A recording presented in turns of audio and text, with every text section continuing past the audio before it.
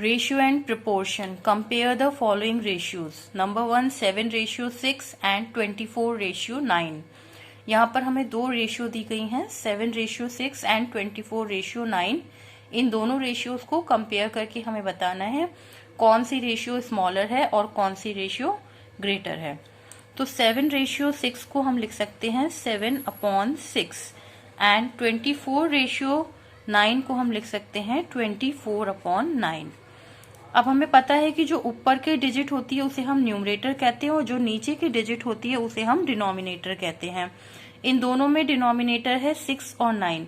6 और 9 का हम एलसीएम निकालेंगे, एलसीएम ऑफ 6 एंड 9।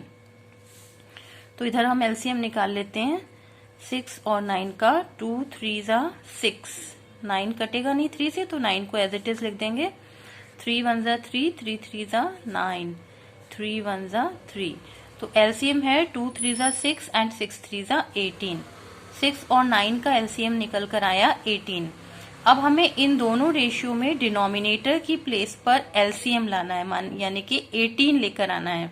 तो हम किस तरह से लेकर आएंगे 7/6। पहली रेशियो है 7/6, इसमें हमें 6 की प्लेस पर 18 लेकर आना है।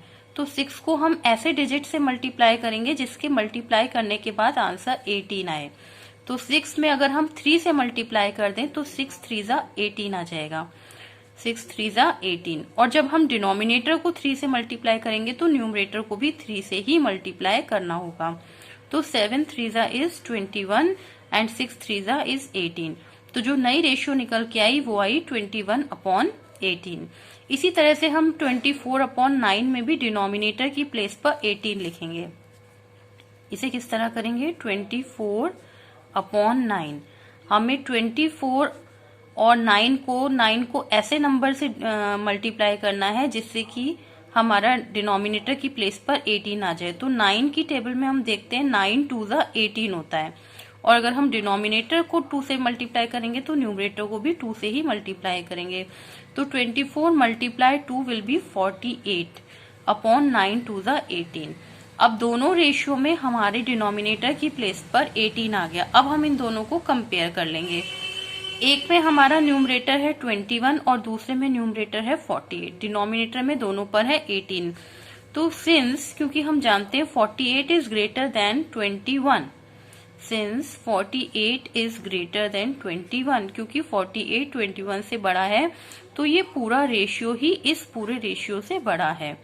Therefore 48/18 is greater than 21/18। और वी कैन राइट डाउन, और 48/18 की जगह पर हम इसको लिख सकते हैं 24/9, क्योंकि 24/9 की इक्विवेलेंट ही 48/18 है। और 24/9 इज ग्रेटर देन 21/18। 21/18 की जगह हम इसकी इक्विवेलेंट रेशियो 7/6 लिख लेंगे। सो 24/9 इज ग्रेटर देन 7/6। और हम इसे इस तरह से लिख सकते हैं 24:9 is greater than 7:6। This is the answer. एक और एग्जाम्पल हम देख लेते हैं। Next example is question number 2 is 4:7 and 5:8। इन दोनों रेशियो को हमें कंपेयर करके बताना है कि कौन सी रेशियो स्मॉलर है और कौन सी रेशियो ग्रेटर है। तो अगेन हम सेम इसी को इस तरह से लिख लेंगे 4/7 एंड 5/8। अब एक के डिनोमिनेटर में 7 है और इसके डिनोमिनेटर में 8 है, तो दोनों का हम एलसीएम निकाल लेंगे। LCM of 7 and 8। एलसीएम निकालेंगे 7 और 8 का। 2 की टेबल में 7 नहीं जाएगा, 7 को एज इट इज लिख देंगे। 2 4 ज़ा 8, 2 2 ज़ा 4, 7 ऐसे ही रहेगा। 2 1 ज़ा 2 और 7 केवल 7 की टेबल से ही कटेगा। अब इसका एलसीएम आ गया 2 2 ज़ा 4, 4 2 ज़ा 8, 8 7 ज़ा 56। So the LCM is 56।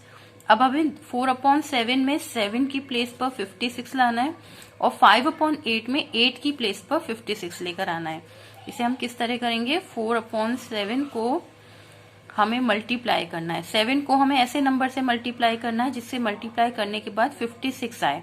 तो हम जानते हैं 7 8 जा 56 होता है, तो हम 7 8 जा 56 करेंगे। अगर हमें डिनोमिनेटर 8 से मल्टीप्लाई कर रहे हैं तो न्यूमरेटर भी 8 से ही मल्टीप्लाई करेंगे। तो 4 8 सा इज 32 अपॉन 7 8 सा इज 56। इसी तरह से हम 5/8 में भी 8 की प्लेस पर 56 लाना है हमें। तो 5/8 को भी हम इसी तरह से कर लेंगे। 5/8 8 को हमें ऐसे नंबर से मल्टीप्लाई करना है जिससे हमारा आंसर 56 आ जाए। तो 8 7 सा 56 होता है, और क्योंकि हमने डिनोमिनेटर को 7 से मल्टीप्लाई किया, न्यूमरेटर को भी 7 से ही मल्टीप्लाई करेंगे। तो 5 7 सा इज 35 एंड 8 7 सा इज 56। तो जो दो रेशियो हमारी आई वो आई 32/56 एंड 35/56। दोनों का डिनोमिनेटर सेम है 56। अब हमें पता है सिंस 35 इज ग्रेटर देन 32, क्योंकि 35 32 से बड़ा है, तो 35/56 पूरा रेशियो 32/36 से बड़ा है। Therefore 35/56 is greater than 32/56। और हम इसकी इक्विवेलेंट रेशियो लिख सकते हैं। 35/56 की इक्विवेलेंट रेशियो है 5/8। 5/8 इज ग्रेटर देन 32/56 की इक्विवेलेंट है 4/7। 4/7, या इसे हम रेशियो की फॉर्म में लिखेंगे 5/8 is greater than 4/7। This is the answer.